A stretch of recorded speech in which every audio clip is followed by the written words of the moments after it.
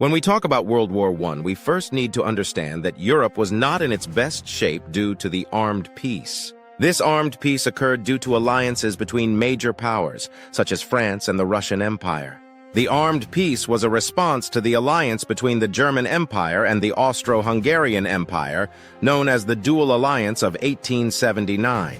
After a while, Italy joined in 1882, but Italy's entry wasn't very significant, and we'll see this over time.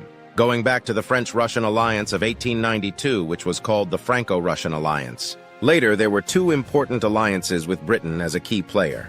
The first was with France in 1904, known as the Entente Cordiale, and 3 years later, Britain allied with Russia in an agreement called the Anglo-Russian Entente. Just because Britain allied with both doesn't mean they were friendly. The alliances were simply about ensuring there were no boundaries between the three, and Britain could use French and Russian territories. Eventually, these alliances were collectively known as the Triple Entente, as described in books. However, behind all these alliances, each nation was waiting for an opportunity to go to war to prove who was the strongest. But before all this, in 1870 and 1871, the Franco-Prussian War took place, which had significant outcomes, including the declaration of the German Empire in the Hall of Mirrors at Versailles.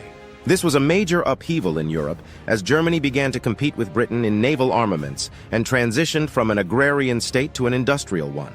This was an overview of some events leading up to World War I. I hope you find it interesting.